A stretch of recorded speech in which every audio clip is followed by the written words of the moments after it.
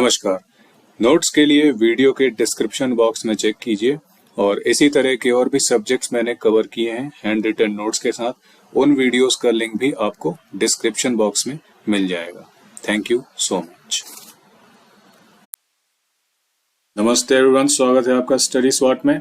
मध्य प्रदेश का आधुनिक इतिहास एमबीपीएससी के मेंस में भी है, ये प्रीलिम्स में तो है ही है, व्यापम के एग्जाम में भी इससे क्वेश्चन आते हैं। बहुत ज्यादा क्वेश्चन आते हैं। इसे लोकल लैंग्वेज में कह सकते हैं कि पेल के क्वेश्चन आते हैं। बिल्कुल बहुत ज्यादा क्वेश्चन आते हैं, है ना। तो ये मैंने सीरियल वाइज इसको लिखा है। किताबों में मुझे सीरियल वाइज नहीं मिला, इसलिए मैंने इसको सीरियल वाइज का मतलब ये है कि सबसे पहले जो चीज हुई उससे पहले, जैसे सबसे पहले इसमें हुई थी चैन सिंह का विद्रोह 1824 में, तो वो मैंने लिखा। ठीक, उसके बाद बुंदेला विद्रोह 1842 1842 में हुआ, फिर वो मैंने लिखा। उसके बाद 1857 की क्रांति हुई 1857 वाली, फिर वो लिखा।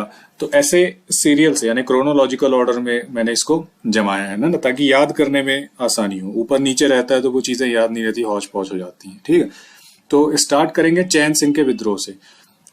3 नंबर का क्वेश्चन ये आ सकता है, 5 नंबर का भी क्वेश्चन आ सकता है मेंस में। जो जो क्वेश्चन आ सकते हैं मैं आपको बताते जाऊंगा। मैं ये नहीं बोल रहा हूं कि ये पर्याप्त नोट्स हैं, है ना, पर्याप्त कुछ नहीं होता।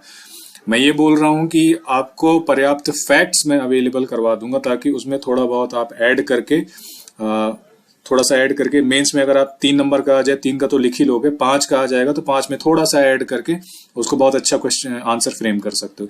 11 में तो ये वैसे नहीं आने वाला है। ठीक है, 3 या 5 में ही आएंगे जितने, जैसे चरण पादुका संहार हो गया, पंजाब मेल हत्याकांड हो गया, रीवा का चावल आंदोलन हो गया। ठीक है, पहले 6 नंबर का मेंस होता था ना, जैसे 3, 6 और 15 नंबर का होता था। अभी 3, 5 और 11 नंबर का हो गया। तो ये 3 नंबर में और 5 नंबर में क्वेश्चन आ सकते हैं, है ना। तो इसलिए फैक्ट्स आपको याद करने बहुत जरूरी है। अगर फैक्ट नहीं याद होंगे तो 5 नंबर के क्वेश्चन आप लिख ही नहीं पाओगे। 5 नंबर के क्वेश्चन में लैंग्वेज उतना मैटर नहीं करती, फैक्ट ज्यादा मैटर करते हैं, लैंग्वेज थोड़ा सा कम मैटर करती है। ठीक है, तो चैन सिंह के विद्रोह से शुरू करते हैं। 1824 में हुआ था। इन चैन सिंह की थोड़ा सा मैं आपको थोड़ा सा बैकग्राउंड स्टोरी बता देता हूँ।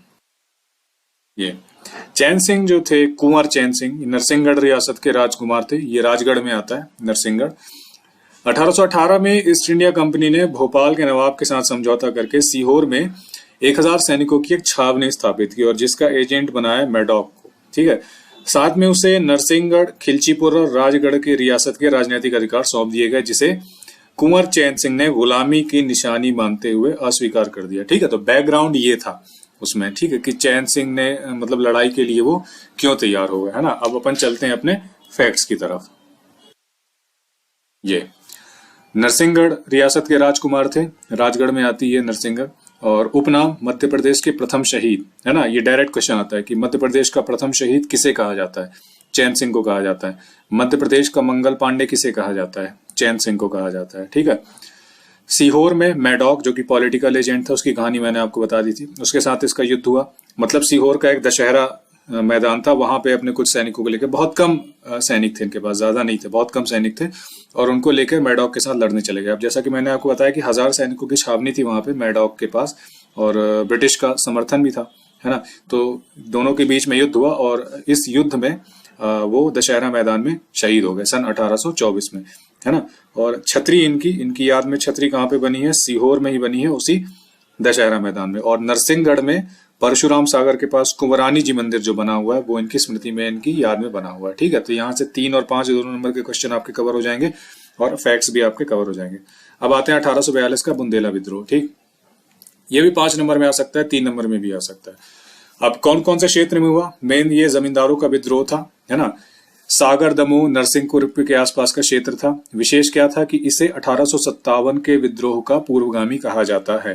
तो एक क्वेश्चन यहां से बनता है कि 1857 के विद्रोह का पूर्वगामी किसे कहा जाता है? बुंदेला विद्रोह को कहा जाता है। कारण क्या था? करों की दर में बढ़ोतरी, भ्रष्टाचार और हथियार रखने पर रोक लगा दी गई थी, ये सारे कारण थे। तत्कालिक कारण क्या था? तत्कालिक कारण ये था कि गढ़ा नरेश जो थे विक्रमजीत, उनके दरबार से झुकनिया नामक नर्तकी को अंग्रेजों द्वारा अपहरण कर लिया गया था। अब ये मुझे यार नोट्स में मिला तो ये मैंने लिख दिया, आप इसको एक बार क्रॉस चेक जरूर कर लेना। ठीक है, हिंदी ग्रंथ अकेडमी की किताब से मैंने जहां से नोट्स प्रिपेयर किए थे वहां पे ये लिखा था। तो तात्कालिक कारण जो है आप इसको हटा सकते हो, रिमूव कर सकते हो, है ना। यहां तक आप याद रखो, क्षेत्र, विशेष और कारण। प्रमुख नेता कौन थे ये आपको याद रखना है ना, ये फैक्ट आपको बहुत याद रखने हैं।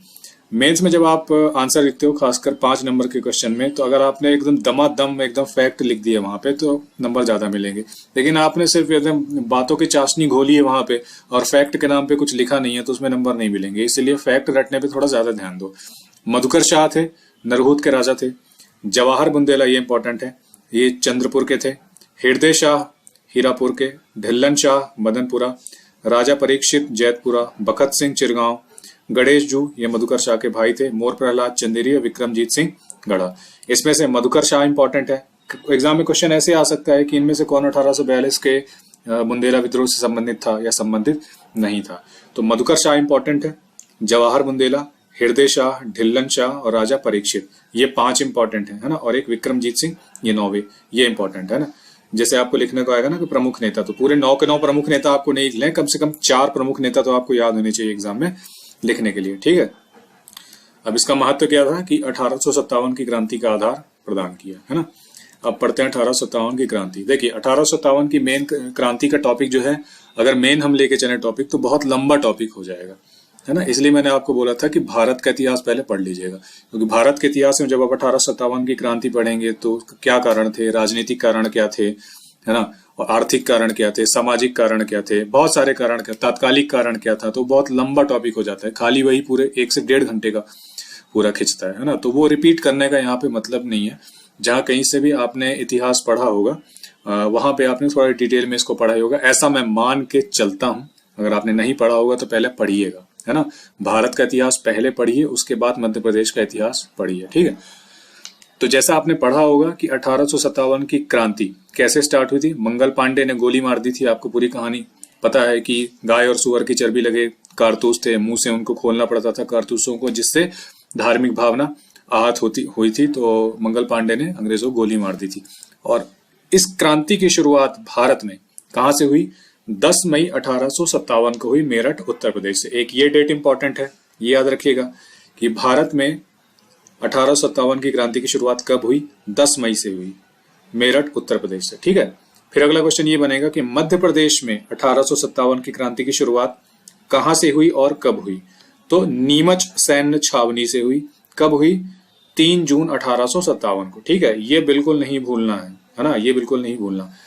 मध्य प्रदेश में 1857 की क्रांति की शुरुआत 3 जून 1857 से हुई, नीमच सैन्य छावनी, और इसका दमन किसने किया? कर्नल CB सोबर्स द्वारा इसका दमन किया गया, ठीक। ग्वालियर सैन्य छावनी में 14 जून और शिवपुरी में 20 जून को इसकी शुरुआत हुई। अब ये इंपॉर्टेंट है, प्रमुख नेतृत्वकर्ता।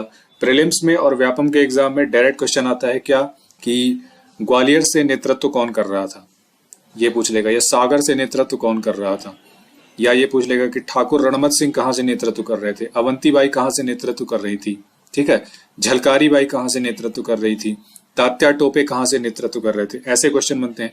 मेंस में लिखने के लिए क्या होगा, आपने कुछ पॉइंट लिख दिया 1857 मध्य प्रदेश में 1857 की क्रांति का योगदान है, मान लीजिए क्वेश्चन आया, तो आपको कम से कम 5 से 6 ऐसे याद होने चाहिए, ये नायक हमारे, और उनके क्षेत्र याद होने चाहिए कि रानी लक्ष्मीबाई फटाफट लिख दिया, झलकारी बाई फटाफट लिख दिया, तात्या टोपे फटाफट लिख दिया, ठीक है।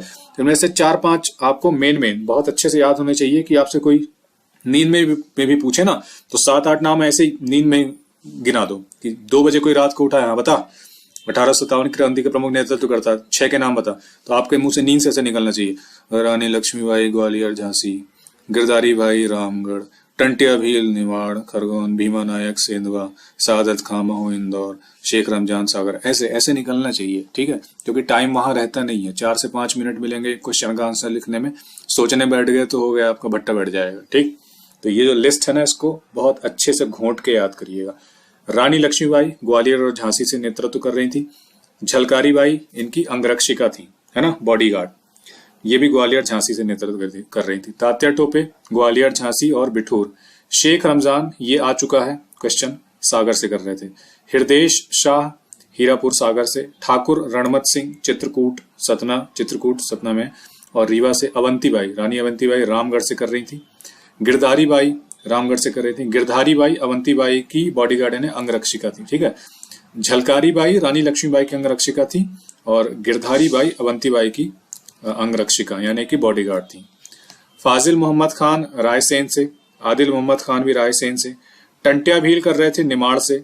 भीमा नायक सेंधवा से, सेंधवा बड़वानी में है। राजा बख्तावर सिंह अमझेरा से, सादत खां महू इंदौर से, राजा ठाकुर सरजू प्रसाद रावगढ़ गुना से। अब बोलेंगे सर याद कैसे होगा? देखो टोटल कितने हैं? 15 हैं, है ना। सारे नहीं याद होंगे कोई बात नहीं, ये करो कि मेरे को 10 याद करने हैं, स्टार स्टार लगा दो कि ये 10 मेरे को याद करने, पहले वो 10 याद करो, बार बार बार बार बार बार पढ़ो। 10 बार अगर रिपीट करोगे तो बिल्कुल आराम से याद होगा। और एकदम याद नहीं होगा तो ऑप्शन अगर आएगा एग्जाम में सामने तो सही ऑप्शन पे आप टिक लगाओगे, ठीक है। और प्रीवियस ईयर क्वेश्चन भी इसके साथ लगाते रहना। अब थोड़ा थोड़ा डिटेल में देख लेते हैं। सादत खां, सादत खां ये होलकर सेना के मुख्य तोपची थे। इंदौर रेसिडेंसी में इन्होंने विद्रोह किया था। और ये इंपॉर्टेंट है, इंदौर में जो मध्य प्रदेश लोक सेवा आयोग है उसके सामने इनकी समाधि है, ठीक है।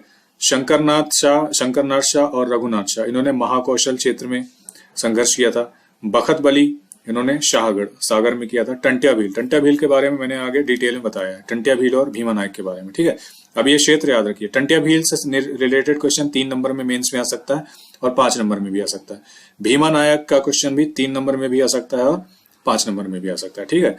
टंट्या भील कहाँ पे नेतृत्व कर रहे थे? निमाड़ में कर रहे थे। 1889 में इनको फांसी दे दी गई। इन्हें आदिवासियों का रॉबिन हुड कहा जाता है। किसे? टंट्या भील को। और समाधि इनकी कहाँ पे है? पाताल पानी में। भीमा नायक नेतृत्व कहाँ पे कर रहे थे? सेंधवा बड़वानी में। 1876 में इनकी मृत्यु हो गई। कैसे? इनको पोर्ट ब्लेयर अंग्रेजों ने भेज दिया था और पोर्ट ब्लेयर में ही इन्हें फांसी दे दी गई, ठीक है। एक है ख्वाजा नायक या खाज्या नायक, कहीं भी लिखा रहता है, इसको थोड़ा कंफर्म कर लेना ये क्या है, खाज्या नायक है या ख्वाजा नायक? मेरे ख्याल से खाज्या नायक है। इन्होंने भी निवाड़ क्षेत्र में भीमा नायक के साथ मिलकर संघर्ष किया। फिर फाजिल मोहम्मद खान, ये गढ़ा अंबापानी के जमींदार थे। फिर ऐसे ही है, ये सारा मैंने लिखा है, इसे एक बार पढ़ लीजिएगा। तात्या टोपे, ये भी 5 और 3 नंबर में आ सकता है, आगे मैंने डिटेल में इसको बताया, ठीक है। शिवपुरी से इन्होंने संघर्ष किया। गुरिल्ला पद्धति से युद्ध करते थे। गुरिल्ला पद्धति का मतलब है कि अचानक से हमला कर देना, यानी कि कहीं पे सेना जा रही है और अगर आप जंगल में या पहाड़ों में कहीं पे छिपे हुए हैं तो अचानक से हमला कर देना। शिवाजी इसी पद्धति से युद्ध करके उन्होंने औरंगजेब को कई बार मात दी थी, है ना। इन्हें 1859 में शिवपुरी में फांसी दे दी गई, ठीक। तो ये मध्य प्रदेश में 1857 की क्रांति से रिलेटेड फैक्ट थे, इंपॉर्टेंट फैक्ट थे।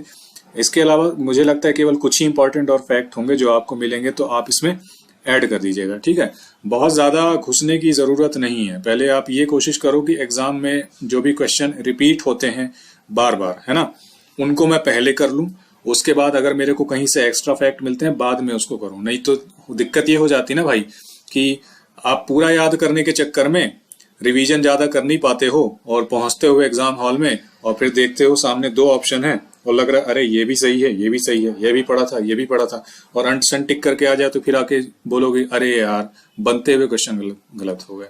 भाई ये सब बात कोई नहीं सुनने वाला कि बनते हुए क्वेश्चन गलत हो गए कि ना बनते हुए क्वेश्चन गलत हो गए, है ना। लोग देखते हैं नंबर, कितने नंबर आए और कितने क्वेश्चन सही हुए। तुम्हारा 1 नंबर से चूका तुम उसी कैटेगरी में हो, चाहे 10 नंबर से चूका हो तुम उसी कैटेगरी में हो। फेल ही होता है, पास ही होता है ना। इस चीज को ध्यान रखो, इसलिए रिवीजन मैक्सिमम करो, है ना। कंटेंट को एक लिमिटेड में रखो और रिवीजन मैक्सिमम करो। और जैसा कि मैं हमेशा कहता हूं, अगर कोई फैक्ट मिले तो इसी में लास्ट में ऐड कर लेना, तो 1857 की क्रांति से रिलेटेड इंपॉर्टेंट फैक्ट जो थे आपके इसमें कवर हो जाएंगे। हेलो मोड़ा मोड़ी का हो रहा है। अब जो आंदोलन हम कवर करेंगे वो मेनली गांधी जी के टाइम के पीरियड के ही आंदोलन है ज्यादातर, है ना। गांधी जी के टाइम पीरियड के हैं, यानी आप लगभग समझ लो कि 1920 से लेकर के ये 1947 तक ये चलेंगे, है ना। 3-3 नंबर के और 5-5 नंबर के क्वेश्चन इससे बन सकते हैं मेंस में, और फैक्ट रिलेटेड क्वेश्चन प्रीलिम्स में और व्यापम के अलग अलग एग्जाम में। फंडा वही है, मैं आपको जैसा बता चुका हूं कि लिमिटेड कंटेंट रखना है और मल्टीपल रिवीजन करना है। वहां पे जाके एग्जाम हॉल में अपनी भद्द नहीं पिटवानी है कि याद नहीं आ रहा है और वो नहीं हो रहा, ठीक है। स्टार्ट करते हैं। स्वदेशी और बहिष्कार आंदोलन। अब मॉडर्न हिस्ट्री में आपने पढ़ा होगा स्वदेशी आंदोलन, बहिष्कार आंदोलन 1905 में जो बंगाल के विभाजन से स्टार्ट हुआ था। लॉर्ड कर्जन ने बंगाल का विभाजन किया था जब तो देश भर में ये मूवमेंट चलाई गई थी स्वदेशी की और बहिष्कार आंदोलन की, ठीक है। उसमें मैं नहीं जाऊंगा क्योंकि बहुत ज्यादा बड़ा हो जाएगा, वो आपने इंडियन हिस्ट्री में पढ़ा होगा। मध्य प्रदेश से रिलेटेड किया था इसमें कि मध्य प्रदेश में इसके प्रमुख नेता थे गंगाधर राव चिटनवीस, RN मधोलकर, और एक क्रांतिकारी दल था जिसका गठन चिदम्बरम पिल्ले ने किया था, ठीक है। और केसरी का हिंदी संस्करण, उसके एडिटर थे माधव राव सप्रे। केसरी वो बाल गंगाधर तिलक जो पत्रिका निकालते थे वो थी केसरी, है ना। उसका हिंदी संस्करण, उसके एडिटर कौन थे? माधवराव सप्रे। तो ये था स्वदेशी और बहिष्कार आंदोलन, उतना कुछ खास नहीं है इसमें, ठीक है। फिर एक था होम रूल आंदोलन। होम रूल आंदोलन आपने पढ़ा होगा, बाल गंगाधर तिलक और एनी बेसेंट ने ये चलाया था, होम रूल लीग आंदोलन। होम रूल का मतलब ये है कि जैसे स्कॉटलैंड को होम रूल उस समय मिला था ब्रिटिश गवर्नमेंट के अंडर में, वैसे ही मांग इंडिया में की जा रही थी कि भारत का शासन जो है वो भारतीयों के द्वारा ही हो, है ना। अंग्रेजों को पावर ना दी जाए, मेनली जो भारत में शासन करने की पावर है वो भारतीयों के पास ही हो। उससे रिलेटेड था ये होम रूल लीग आंदोलन। 1916 के आसपास ये स्टार्ट हुआ था। मध्य प्रदेश में होम रूल लीग के प्रमुख जो नेता थे वो थे एक डॉक्टर हरि सिंह गौर। ये वही हरि सिंह गौर है जिनके नाम पे विश्वविद्यालय है सागरवाला। एक है गंगाधर राव और ये है हमें माधवराव सप्रे। माधवराव सप्रे वही है जो केसरी का हिंदी संस्करण जो छापते थे, ठीक है ये। और जबलपुर होम रूल लीग की स्थापना, ये इंपॉर्टेंट क्वेश्चन है, ये आ चुका है एग्जाम में। रिपीट कर रहा हूं, इंपॉर्टेंट क्वेश्चन है, एग्जाम में आ चुका है, लेकिन इसकी डेट को लेके मुझे थोड़ा कंफ्यूजन है। 1915 मैंने 2 जगह चेक किया था, एक जगह 1915 बता रहा है और एक जगह 1916 बता रहा है। तो इसको आप एक बार क्रॉस चेक करना, किसी अंट किताब से चेक मत करना, मैं आपको बोल रहा हूँ हिंदी ग्रंथ अकेडमी की किताब से ही चेक करना, ताकि बाद में अगर आयोग में वाला क्वेश्चन आ जाए और वो कुछ ऊपर नीचे आंसर दे दे तो आप प्रूफ के तौर पर दे सको, है ना। नहीं तो पता चला आपने पढ़ लिया उससे क्या कहते हैं पुणेकर से और बाद में मध्य प्रदेश की सरकारी किताब में कुछ और लिखा है, तो ये गलती मत करना, हिंदी ग्रंथ अकेडमी ही खरीदना, ठीक। तो इसको एक बार चेक कर लेना 1915 है कि 1916, और जिसने पढ़ा हो तो कमेंट सेक्शन में बता दे कि हिंदी ग्रंथ अकेडमी में क्या लिखा है, तो मैं इसमें अपडेट कर लूंगा, ठीक। तो ये होम रूल लीग आंदोलन। उसके बाद खिलाफत आंदोलन, मध्य प्रदेश में कुछ ज्यादा कंटेंट मिला नहीं मुझे खिलाफत आंदोलन का। खिलाफत आंदोलन आपको पता है इसका क्या बैकग्राउंड है खिलाफत आंदोलन का, कि तुर्की के खलीफा का पद समाप्त कर दिया गया था, तो उस चक्कर में आंदोलन ये सब चल रहा था। तो मध्य प्रदेश में कुछ खास नहीं है, एग्जाम के हिसाब से खास नहीं है ना, ये नहीं आता है। असहयोग आंदोलन थोड़ा सा खास है, उतना भी ज्यादा नहीं है, थोड़ा सा खास है, 3 नंबर में आ सकता है, 5 में भी आ सकता है। तो असहयोग आंदोलन जब खिलाफत आंदोलन चल रहा था तो उसी समय गांधी जी इसमें शामिल हो गए थे। उन्होंने ये असहयोग आंदोलन, जिसे शायद नॉन कोऑपरेटिव मूवमेंट कहते हैं इंग्लिश में, वो शुरू किया था। सत्य अहिंसा के उच्च आदर्शों पर आधारित शांतिप्रिय अहिंसावादी आंदोलन था ये मैंने इंट्रोडक्शन के लिए लाइन मुझे अच्छी लगी तो मैंने लिख दी। शुरुआत इसकी कब हुई थी? 1 अगस्त 1920 से इसकी शुरुआत हुई थी और फरवरी 1922 तक ये चला था। आपने पढ़ा होगा कि चौरी चौरा एक कांड हो गया था जिसमें कुछ उत्साहित भीड़ ने एक पुलिस थाने को जला दिया था और उसमें कई लोगों की, पुलिस वालों की मृत्यु हो गई थी। तो हमारे जो प्यारे प्यारे गांधी जी हैं बहुत क्षुब्ध हो गए थे, बहुत दुखी हो गए थे कि अरे मुन्ना, मैंने तो अहिंसा का अपनाने को कहा था, आपने हिंसा कैसे अपना ली। तो किसी से पूछे पाछे बिना गांधी जी ने असहयोग आंदोलन वहीं से खत्म कर दिया, ठीक। मध्य प्रदेश में असहयोग आंदोलन के प्रमुख नेता, ये इंपॉर्टेंट है, कम से कम 3-4 नेता आपको याद रखने हैं, ताकि मेंस में अगर लिखना रहे तो सारे मत याद रखो ना, सारे मत याद रखो, 3-4 याद रखो, वो भी आपको याद हो जाएंगे। एक है अपने सेठ गोविंद दास, ठीक, द्वारिका प्रसाद मिश्र, ये याद कर लो, कैलाश नाथ काटजू, और एक याद कर लो आप सुभद्रा कुमारी चौहान और एक बालकृष्ण शर्मा नवीन। ये 2 तो आपको याद हो ही जाएंगे, सुभद्रा कुमारी चौहान, बालकृष्ण शर्मा नवीन, है ना। प्रीलिम्स के हिसाब से इसमें कुछ ज्यादा फैक्ट्स नहीं है, अगर बहुत डीप में पूछ लेगा तो केवल ये पूछ लेगा कि कौन कौन से नेता थे, ठीक है। ये मध्य प्रदेश में इसका प्रसार कैसे हुआ असहयोग आंदोलन का? तो जबलपुर में सेठ गोविंद दास की अध्यक्षता में गोल बाजार की सभा को उन्होंने संबोधित किया, सेठ गोविंद दास ने, ठीक है। मतलब जबलपुर में असहयोग आंदोलन का नेतृत्व कौन कर रहे थे? सेठ गोविंद दास। फिर 1921 में प्रिंस ऑफ वेल्स की रतलाम यात्रा का विरोध किया। फिर सीहोर में स्वामी आत्मानंद और श्रद्धानंद ने नेतृत्व किया। मध्य प्रदेश में जबलपुर के विक्टोरिया टाउन हॉल में वर्तमान गांधी भवन जो है, सर्वप्रथम दमोह निवासी प्रेमचंद उस्ताद ने झंडा लहराया था। प्रेमचंद उस्ताद एग्जाम में पूछा जा चुका है इसलिए मैं आपको बता रहा हूं। प्रेमचंद उस्ताद कहां से संबंधित थे? तो ये खंडवा से संबंधित थे। कहां से संबंधित थे? खंडवा से संबंधित थे, ठीक, ये इंपॉर्टेंट फैक्ट है। अब गांधी जी ने मध्य प्रदेश की टोटल कितनी बार यात्रा की थी? ये एक व्यापम के शायद किसी एग्जाम में पूछा था। तो टोटल गांधी जी ने 10 बार यात्रा की थी। मैं रिपीट कर रहा हूं, टोटल गांधी जी ने 10 बार यात्रा की थी, है ना। 10 की 10 यात्रा आपको नहीं याद करनी है, आपको सिर्फ पहली याद करो और 10वीं याद करो, ठीक है। तो पहली यात्रा जो थी गांधी जी की, इंदौर में आए थे वो 1918 में, ठीक। और आखिरी जो यात्रा थी 10वीं यात्रा, तो जबलपुर आए थे 1942 में, ठीक है। और असहयोग आंदोलन के दौरान गांधी जी बीच में, वो उनकी तीसरी यात्रा थी, छिंदवाड़ा आए थे 6 जनवरी 1921 को, ठीक है। महात्मा गांधी ने कितनी बार मध्य प्रदेश की यात्रा की? 10 बार यात्रा की, ठीक है। पहली यात्रा इंदौर में आए थे 1918 में। 10वीं यात्रा, अरे यार देखो मेरे लैपटॉप की बैटरी डाउन हो गई, 1 मिनट रुको मेरे भाई, मैं थोड़ा चार्जर लगा लूं। चलिए अब हम वापस आ गए। मेरा लैपटॉप मुझे धोखा देने का प्रयास कर रहा है ना, लेकिन मैं इसकी नकेल अभी कसूंगा, है ना। तो आगे बढ़ते हैं। गांधी जी की यात्रा मैंने आपको बता दिया, ये व्यापम के एग्जाम में पूछा जा सकता है। जो छोटे मोटे एग्जाम होते हैं ना, उनमें पूछा जा सकता है। छोटे मोटे एग्जाम में छोटे मोटे फैक्ट बहुत ज्यादा पूछे जाते हैं, इसलिए इनको थोड़ा याद रखिएगा।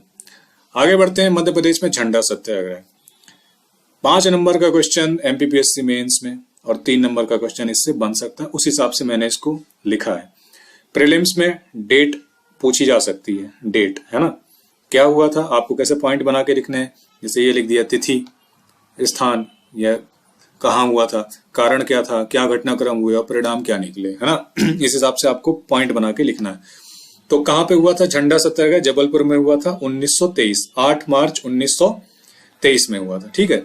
क्या कारण था कि प्रेमचंद्र जैन, कुशल चंद्र जैन ने नगर पालिका में यूनियन जैक उतारकर चरखायुक्त झंडा फहरा दिया था। तो ये कारण आप ऐसे लिख सकते हैं कि नगर पालिका भवन पर झंडा फहराने को लेकर विवाद था, है ना, मध्य प्रदेश में झंडा सत्याग्रह में। और फिर क्या हुआ, तो डिप्टी गवर्नर ऑटिश ने तिरंगे को उतारकर पैरों तले कुचलवा दिया। फिर आपको नेता लिखने पड़ेंगे। देखो 5 नंबर का जो क्वेश्चन होता है, ज्यादा लाइन तो उसमें होती नहीं है, 10 लाइन ही होती है ना। तो लिमिटेड कंटेंट लिखना है, लेकिन सॉलिड कंटेंट लिखना है ना। तो पहला सॉलिड कंटेंट आपका क्या हो गया? डेट, एग्जैक्ट डेट 8 मार्च 1923। दूसरा सॉलिड कंटेंट आपका हो गया जगह, कहां पे? जबलपुर में। तीसरा सॉलिड कंटेंट कारण, क्या? नगर पालिका भवन पर झंडा फहराने को लेकर विवाद। चौथा सॉलिड कंटेंट आपका होगा नेता, प्रमुख नेतृत्व करता। कौन कौन से थे? सुंदरलाल तपस्वी, नरहरि अग्रवाल, लक्ष्मण सिंह चौहान और सुभद्रा कुमारी चौहान प्रमुख नेता थे। तो सुंदरलाल तपस्वी, कहीं कहीं सुंदरलाल शर्मा भी इनको लिखा रहता है, तो केवल सुंदरलाल आप लिख लोगे, कोई दिक्कत नहीं है। इनको 6 महीने की सजा मिली थी, ठीक है। तो ये था मध्य प्रदेश में झंडा सत्याग्रह। 5 नंबर में भी आ सकता है तो भी आप लिख दोगे, प्रीलिम्स में आएगा तो भी आप सही कर दोगे, और व्यापम के एग्जाम में आएगा तो भी आप सही कर दोगे, ठीक। अगले में आते हैं सविनय अवज्ञा आंदोलन। सविनय अवज्ञा आंदोलन, आपको पता है जब गोलमेज सम्मेलन इन राउंड टेबल कॉन्फ्रेंस जब चल रही थी, इसको इंग्लिश मेरे ख्याल से सिविल डिसओबीडियंस मूवमेंट कहते हैं इंग्लिश में, एग्जैक्ट वर्ड मुझे याद नहीं है। तब गांधी जी ने इनको स्टार्ट किया था, क्योंकि राउंड टेबल कॉन्फ्रेंस में, हिंदी में जिसे गोलमेज सम्मेलन कहते हैं, उसमें गांधी जी उनसे संतुष्ट नहीं थे, गांधी जी की मांगे वगैरह मान नहीं रहे थे अंग्रेज, तो उससे रुष्ट होकर फिर गांधी जी ने फिर स्टार्ट किया था, ऐसा कुछ था इसकी कहानी। एमपी में सविनय अवज्ञा आंदोलन, ये 3 नंबर का क्वेश्चन आ सकता है या 5 का भी आ सकता है, तो थोड़े फैक्ट आपको याद रखने हैं। विनय के साथ अवज्ञा की गांधीवादी रणनीति पर आधारित इस आंदोलन में मध्य प्रदेश के जनमानस ने व्यापक स्तर पर भागीदारी की। ये हो गया आपका इंट्रोडक्शन, ठीक। 6 अप्रैल 1930 को दांडी में नमक कानून का उल्लंघन किया, किसने? गांधी जी ने।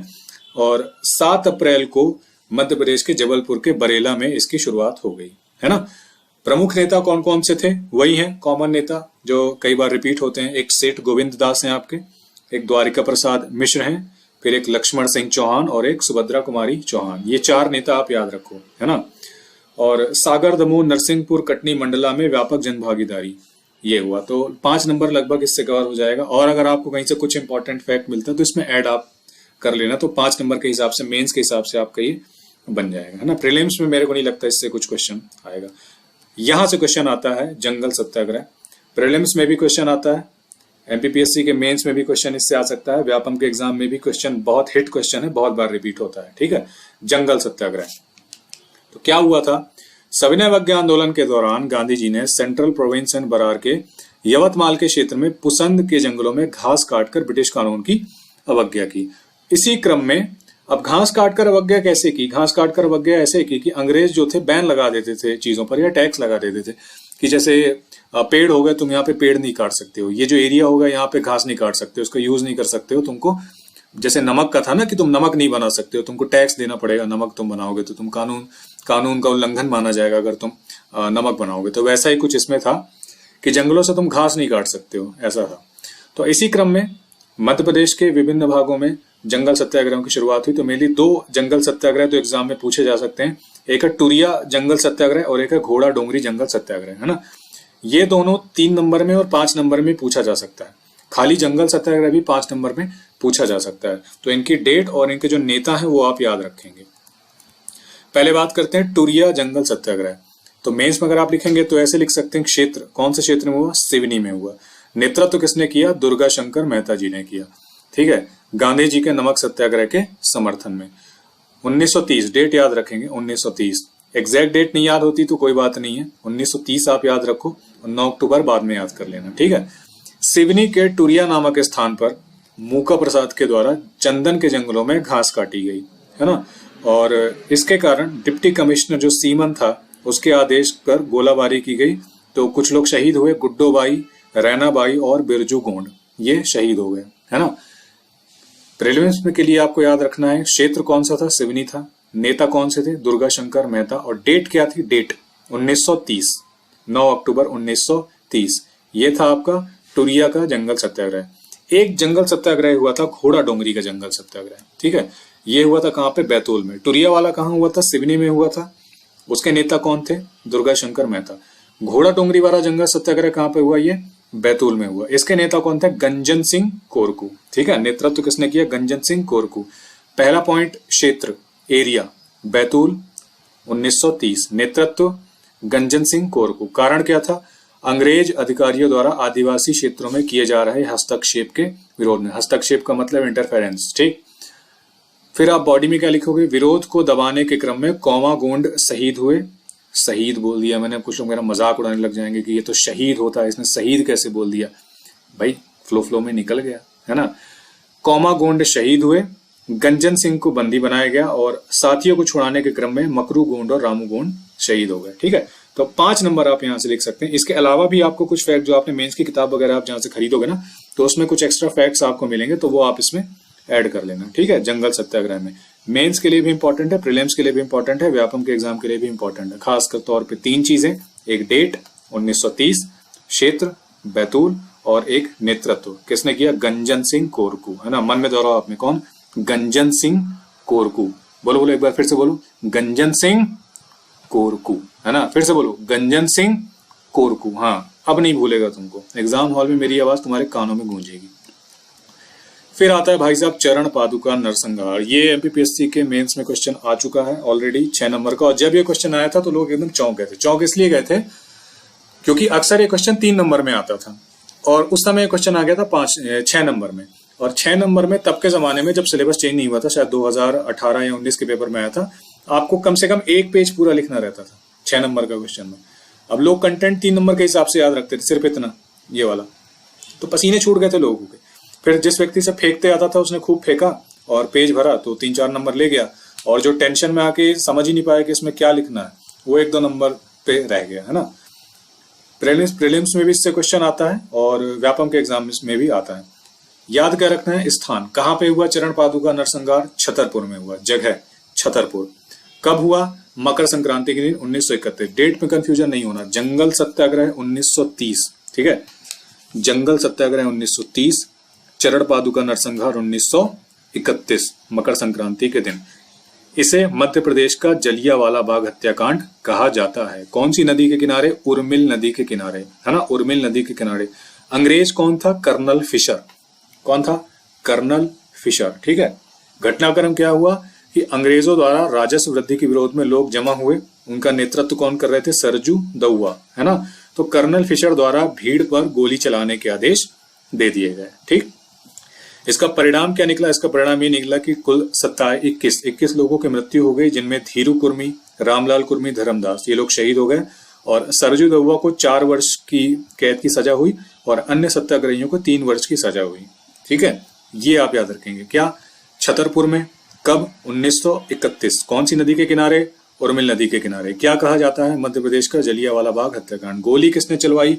कर्नल फिशर ने। नेतृत्व कौन कर रहे थे? सरजू दउआ। ठीक है, 1978 में रक्षा मंत्री तब जो थे बाबू जगजीवन राम, उन्होंने चरण पादुका में एक स्मारक का शिलान्यास किया था। शिलान्यास का मतलब ये है कि जब कोई चीज बनना स्टार्ट होती है तो जो पहला पत्थर रखा जाता है ना, तब उद्घाटन जो होता है उसको शिलान्यास कहते हैं। तो रक्षा मंत्री जो थे तब बाबू जगजीवन राम, उन्होंने उद्घाटन किया था चरण पादुका स्मारक का, मेमोरियल का। और जब ये बनके तैयार हुआ 1984 में, 1984 में, तब इनका उद्घाटन किसने किया था? अर्जुन सिंह जी ने किया था। ठीक है, ये पॉइंट याद रखेंगे। तो चरण पादुका नरसंहार ये आपको बिल्कुल भी नहीं भूलना। अब इसमें लगभग 3-4 विद्रोह और बचे हुए हैं जो कि इंपॉर्टेंट है। डायरेक्ट क्वेश्चन वहां से आते हैं, उसको मैं नेक्स्ट वीडियो में कंटिन्यू करूंगा क्योंकि शायद 16-17 मिनट का वीडियो हो गया होगा। मैं कोशिश करता हूँ वीडियो लगभग 15 से 20 मिनट का बने, आधा घंटे ना चला जाए क्योंकि थोड़ा लंबा बन जाता है तो मजा नहीं आता फिर उसमें। ठीक है, तो 3-4 और बचे हैं अपने आंदोलन, उनको मैं नेक्स्ट वीडियो में कवर करूंगा। तो वहां पे आपका आधुनिक जो है मध्य प्रदेश का आधुनिक इतिहास हुआ जो खत्म हो जाएगा। ठीक है, मिलते हैं नेक्स्ट वीडियो में। नमस्ते एवरीवन, स्वागत है आपका स्टडी स्वाट में।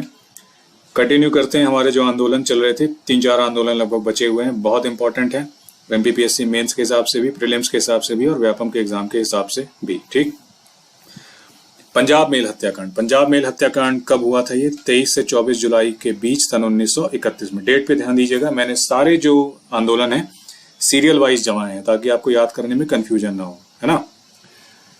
कब हुआ था? 1931 में। कहां पे हुआ था? ये खंडवा रेलवे स्टेशन में हुआ था। दूसरा पॉइंट। तीसरा पॉइंट, मुख्य क्रांतिकारी कौन थे? 3 क्रांतिकारी थे, याद रखेंगे, वीर यशवंत सिंह, दलपत राव और देवनारायण तिवारी। क्या घटनाक्रम हुआ था? दिल्ली से मुंबई एक पंजाब रेल जा रही थी, तो खंडवा के रेलवे स्टेशन पे इस पर हमला कर दिया गया और मेजर हैक्सन की मृत्यु हो गई इसमें, और मेजर शाहन जो थे वो घायल हो गए। ठीक है, मेजर हैक्सन की मृत्यु हो गई, ये आप याद रखेंगे। ये घटनाक्रम हुआ।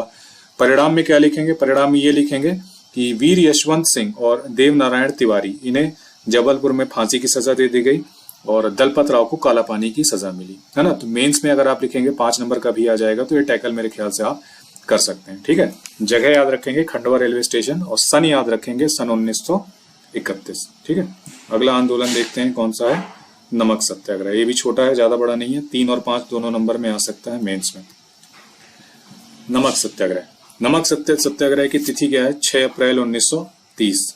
स्थान कौन सा? जबलपुर। कारण क्या था? नमक के एकाधिकार के विरोध में ये शुरू हुआ। नेतृत्वकर्ता मध्य प्रदेश में कौन कौन थे? यही सेठ गोविंद दास और पंडित द्वारिका प्रसाद मिश्र। इनका नाम हमेशा रिपीट होता है इसलिए आपको याद हो ही जाएंगे। ठीक, सिवनी जिले के श्री दुर्गा शंकर मेहता ने गांधी चौक में नमक बनाकर सिवनी में नमक सत्याग्रह की शुरुआत की। तो अगर एमपीपीएससी में 5 नंबर का अगर इससे क्वेश्चन आ जाता है तो मेरे ख्याल से इसमें कुछ 2-4 फैक्ट्स और आप ऐड करके इसको 5 नंबर में बना सकते हो। ठीक है, मेरे प्रीलिम्स में इससे रिलेटेड क्वेश्चन मेरे ख्याल से नहीं आएगा क्योंकि इसमें कुछ पॉइंट्स नहीं है ना। ये बता चुका हूं आपको। और ये इंपॉर्टेंट है, सोहाबल नरसंहार। बहुत इंपॉर्टेंट है, बहुत इंपॉर्टेंट है सोहाबल नरसंहार। सोहाबल नरसंहार क्यों बोलते हैं इसको? सोहाबल जेनोसाइड। सोहाबल एक रियासत का नाम था। कब हुआ था ये? 1938 में। क्रोनोलॉजी याद रखिएगा। पंजाब मेल कांड कब हुआ था? 1931 में हुआ था। सोहाबल नरसंहार कब हुआ? 1938 में। कहां पे हुआ था? सतना के वीर सिंहपुर के हिनौता ग्राम में। सतना के वीर सिंहपुर के हिनौता ग्राम में। क्या घटनाक्रम था? ब्रिटिश क्रूरता के विरोध में सभा का आयोजन हो रहा था, है ना। तो माजन नाम का एक गांव था, नाम याद रखेंगे, माजन गांव। माजन इसलिए बोल रहा हूं क्योंकि इसे माजन गोली कांड भी कहा जाता है और माजन गोली कांड के नाम से भी क्वेश्चन आ सकता है। ठीक है, माजन गांव के समीप सभा में शामिल होने जा रहे लोगों पर पुलिस द्वारा गोलीबारी की गई और इससे 2 लोगों की मृत्यु हुई। लाल बुद्ध प्रताप सिंह और मंधीर पांडे, इनकी मृत्यु हो गई। इस घटना को माजन गोली कांड भी कहा जाता है। ठीक है, ये इतना क्लियर हो गया। इंपॉर्टेंट है, बहुत इंपॉर्टेंट है सोहाबल नरसंहार, इसको याद रखना। नेक्स्ट आते हैं कांग्रेस का त्रिपुरी अधिवेशन। कांग्रेस का त्रिपुरी अधिवेशन इसलिए इंपॉर्टेंट है क्योंकि इसमें जो थे सुभाष चंद्र बोस आपके जो थे वो अध्यक्ष बने थे, लगातार दूसरी बार अध्यक्ष बने थे। ठीक है, इससे पहले 1938 के अधिवेशन में भी सुभाष चंद्र बोस अध्यक्ष बने थे, 1939 में भी अध्यक्ष बने। ये आपको याद रखना है कि मध्य प्रदेश में जो अधिवेशन हुआ वो 52वां अधिवेशन था, 52 वाला अधिवेशन था, जबलपुर के त्रिपुरा में हुआ था। और गांधी जी थे चिढ़े हुए थे थोड़े से सुभाष चंद्र बोस से कि भाई मैं तो अहिंसा की बातें करता हूँ और ये व्यक्ति बिल्कुल ओवरटेक किए जा रहा है मेरे को। तो गांधी जी ने सुभाष चंद्र बोस के खिलाफ उतारा किसको? पट्टाभी सीतारामैया को, है ना। लेकिन भाई सुभाष चंद्र बोस तो सुभाष चंद्र बोस थे, दोबारा अध्यक्ष बन गए। तो फिर गांधी जी कैसा सहेंगे भाई? गांधी जी ने बिल्कुल नहीं सहा, है ना। तो गांधी जी ने पट्टाभी की हार को गांधी ने अपनी हार बताया, यानी कि स्वीकार नहीं कर सकते थे। स्वीकार कैसे करेंगे? उन्होंने बोला कि ये मेरी हार है। बाद में बहुत लोगों ने विरोध किया, लोग साथ नहीं दे रहे थे उनका, और गांधी जी के और समर्थक थे वो भी उनका साथ नहीं दे रहे थे। तो 1939 में जब ये चुने गए तो उसके बाद इन्होंने इस्तीफा ही दे दिया। और जब सुभाष चंद्र बोस ने जब इस्तीफा दिया तो उनके इस्तीफे के बाद कांग्रेस का जो नया अध्यक्ष था वो कौन बना? डॉक्टर राजेंद्र प्रसाद। ठीक है, तो ये घटनाक्रम हुआ था त्रिपुरी अधिवेशन में, ये आप याद रखेंगे। ये 5 नंबर में भी आ सकता है और 3 नंबर में भी आ सकता है। ठीक है, 52वां अधिवेशन था, ये याद रखेंगे। पट्टाभी सीतारामैया को खड़ा किया गया था, ये याद रखेंगे। और जब सुभाष चंद्र बोस चले गए उसके बाद कौन बने? डॉक्टर राजेंद्र प्रसाद बने, ये याद रखेंगे। ठीक, नेक्स्ट मध्य प्रदेश में भारत छोड़ो आंदोलन, ये 5 नंबर में आ सकता है एमपीपीएससी मेंस में। प्रीलिम्स में मेरे को नहीं लगता कि इससे रिलेटेड कोई क्वेश्चन आ सकता है या नहीं आ सकता, लेकिन मेंस में आ सकता है। ठीक है, क्या हुआ था? 8 अगस्त 1942 को करो या मरो के नारे के साथ मुंबई में गांधी जी ने भारत छोड़ो आंदोलन की शुरुआत की। मध्य प्रदेश में इसकी शुरुआत ग्वालियर रियासत के विदिशा से हुई। क्या क्या घटनाक्रम हुए इसमें? जबलपुर में। जबलपुर में क्या हुआ? फुहारा चौक, जो जबलपुर का होगा उसको पता होगा फुहारा चौक कहाँ पे। फुहारा चौक में 9 अगस्त को सभा हुई। नेतृत्वकर्ता कौन थे? पंडित रविशंकर शुक्ल, सेठ गोविंददास द्वारिका प्रसाद मिश्र और भगवत चरण मंडलोई। ठीक है, 14 अगस्त 1942 को पुलिस गोलीबारी में गुलाब सिंह शहीद हो गए। ये था जबलपुर का घटनाक्रम। बैतूल के घटनाक्रम में क्या हुआ? बैतूल में कुछ ज्यादा ही आगे बढ़ गए लोग। पट्टन बाजार में ब्रिटिशर्स के कपड़े उतरवाकर उनको खादी पहना दी गई, है ना। पुलिस की गोलाबारी में महादेव तेली शहीद हुए। 12 अगस्त 1942 की बात है। महादेव तेली का नाम याद रखेंगे। उसके बाद घोड़ा डोंगरी में नेतृत्व किसने किया? विष्णु गोंड। और गोलीबारी में बिरसा गोंड शहीद हो गए। ठीक, जो शहीद हुआ उनका नाम थोड़ा सा ध्यान रखना। ठीक, उसके बाद एक इंपॉर्टेंट है ये शहीद वीर उदय चंद्र, ये आ चुका है कांस्टेबल के 2016 के एग्जाम में, ये आ चुका है। शहीद उदय चंद्र ये 19 वर्षीय एक छात्र थे और पुलिस की गोलीबारी में ये शहीद हो गए थे। मंडला के थे, है ना।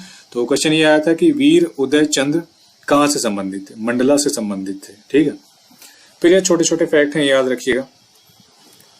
और लास्ट में कंक्लूजन आप ये कर सकते हैं कि स्पष्ट है कि मध्य प्रदेश का ऐसा कोई क्षेत्र नहीं था जहां 1942 का भारत छोड़ो आंदोलन ना हुआ हो। ये मेंस के लिए है।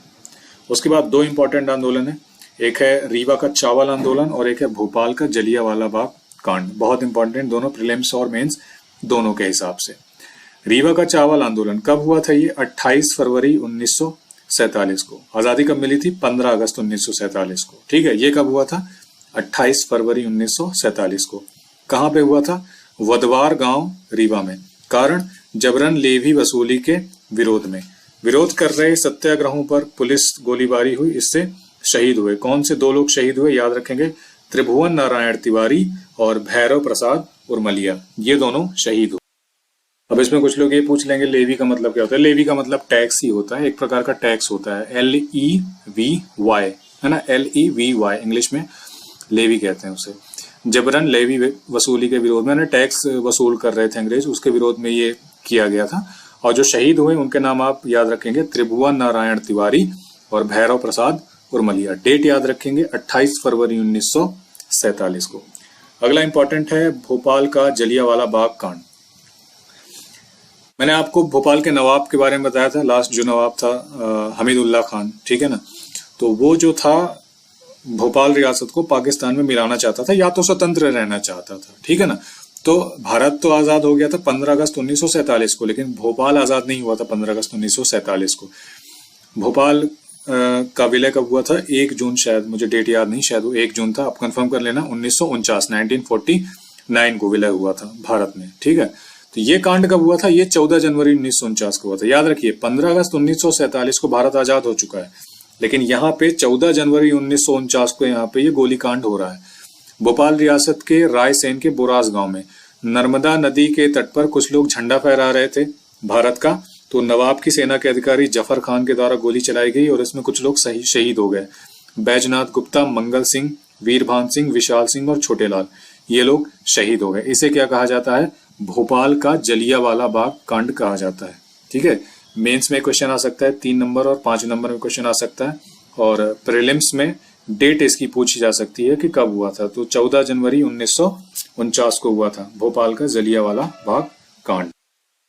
फिर नेक्स्ट है सराफा कांड। सराफा कांड इंदौर में हुआ था 6 सितंबर 1942 को, यानी भारत छोड़ो आंदोलन के बाद। सराफा जो इंदौर के हैं उनको पता ही होगा, सराफा खाने पीने की जगह है, लोग आधी आधी रात बिल्कुल टंगे रहते हैं सराफा में, है ना, चैन ही नहीं होता उनको बिल्कुल। सराफा बाजार इंदौर में हुआ था, कारण भारत छोड़ो आंदोलन के समर्थन में जुलूस निकाल रहे थे और जैसा कि अक्सर उस समय होता था, पुलिस गोलीबारी हो गई और पुलिस की गोलीबारी में मगन लाल ओसवाल शहीद हो गए। ठीक है, यह सराफा कांड कब हुआ था? 6 सितंबर 1942, 1942। ठीक, अब कुछ संगठन है, ये आपको याद रखने हैं, इनकी डेट पूछ लेता है, जैसे प्रजामंडल, है ना। तो प्रजामंडल एक नहीं थे, बहुत सारे थे। एक रतलाम प्रजामंडल की स्थापना कब हुई थी? 1936 में। झाबुआ प्रजामंडल की स्थापना 1934 में और भोपाल प्रजामंडल की स्थापना 1938 में हुई थी। इसका उद्देश्य क्या था? शराबबंदी, हरिजन उद्धार, विदेशी वस्तुओं का बहिष्कार। उसके बाद एक है भोपाल राज्य हिंदू सभा, ये एग्जाम में पूछा जा चुका है। भोपाल राज्य हिंदू सभा भोपाल में बनी थी कब? 1934 में। मास्टर लाल सिंह, उद्धव राव मेहता और जमुना प्रसाद मुखरैया ये इससे संबंधित थे। फिर एक बना था स्त्री सेवा दल 1931 में, स्वामी ज्ञानानंद इससे संबंधित थे। फिर एक था अंजुमन खुद्दामे वतन। फिर घुनघुटी जंगल सत्याग्रह, ये छोटे मोटे हैं, आप इनको देख लेना। फिर कांग्रेस अधिवेशन। कांग्रेस अधिवेशन दो इंपॉर्टेंट है, एक 1893 का है, अध्यक्ष दादा भाई नौरोजी थे, लाहौर में ही हुआ था और मध्य प्रदेश से डॉक्टर हरि सिंह गौर ने उसमें भागीदारी की थी। ठीक है, 1891 में एक हुआ था नागपुर अधिवेशन, उसके अध्यक्ष थे पी आनंद चार्रू। नागपुर अधिवेशन क्यों बता रहा हूं? क्योंकि तब नागपुर मध्य प्रदेश का ही पार्ट था, है ना। फिर 1939 का त्रिपुरी अधिवेशन तो आपको बता दिया मैंने कि 52वां अधिवेशन था। सुभाष चंद्र बोस अध्यक्ष बने, पट्टाभी सीतारमैया को उन्होंने हराया था, लेकिन उसके बाद कांग्रेसी उनको, जो गांधीवादी कांग्रेसी थे मेनली, वो उनको सपोर्ट नहीं कर रहे थे और सुभाष चंद्र बोस ढंग से काम नहीं कर पा रहे थे। इस चक्कर में उन्होंने इस्तीफा दे दिया कि जाओ करो तुम लोग अकेले, मैं तो निकल रहा हूँ, है ना। तो जब सुभाष चंद्र बोस ने इस्तीफा दे दिया तब उसके बाद अध्यक्ष किसे बनाया गया? राजेंद्र प्रसाद को बनाया गया। ठीक है, और ये जो है ये मध्य प्रदेश में आयोजित एकमात्र कांग्रेस का अधिवेशन था। कुछ इंपॉर्टेंट फैक्ट ये हैं, ये एग्जाम में आ चुका है एमपीपीएससी 2008 में, भील क्रांति, है ना। तो मध्य प्रदेश और महाराष्ट्र क्षेत्र से भील जनजाति द्वारा 1857 की क्रांति प्रारंभ की गई। मध्य प्रदेश में सर्वप्रथम खरगोन जिले से क्रांति की शुरुआत किसने की? भीमा नायक और टंट्या भील ने। अब टंट्या भील से रिलेटेड क्वेश्चन आ चुका है, भीमा नायक से रिलेटेड क्वेश्चन आ चुका है। टंट्या भील का जन्म कब हुआ था? कहाँ हुआ था? खंडवा में हुआ था। फांसी इनको जबलपुर में दी गई थी और इनकी समाधि कहाँ पे है? महू इंदौर में, पाताल पानी नामक जगह पे है। ठीक है, और इंडियन रॉबिन हुड इन्हें कहा जाता है, इंडियन रॉबिन हुड। दूसरे हमारे महानायक हैं भीमा नायक, भारतीय स्वतंत्रता संग्राम सेनानी थे, इन्होंने भी 1857 की क्रांति में भाग लिया था। इनका जन्म बड़वानी में हुआ था और मृत्यु 1876, डेट मत याद रखिए, सन याद रखिए, 1876 में हुई। पोर्ट ब्लेयर में इनको फांसी दे दी गई और निमाड़ का रॉबिन हुड इन्हें कहा जाता है। ठीक है, तो ये मध्य प्रदेश से स्वतंत्रता आंदोलन से रिलेटेड इंपॉर्टेंट फैक्ट थे। आपको फिर और कहीं से अगर फैक्ट्स मिल जाते हैं, जैसे टंट्या भील से रिलेटेड कोई फैक्ट मिल जाए या भीमा नायक से रिलेटेड कोई मिल जाए या कहीं और से कुछ रिलेटेड फैक्ट अगर आपको मिल जाए तो इसमें आप ऐड कर लीजिएगा, तो ये आपके नोट्स कंप्लीट हो जाएंगे। ठीक है, बार बार आपको नोट्स बनाने की जरूरत नहीं पड़ेगी। वीडियो को 2-3 बार देखिएगा, उसके बाद नोट्स को पढ़िएगा तो नोट्स आपको बहुत अच्छे से याद हो जाएंगे।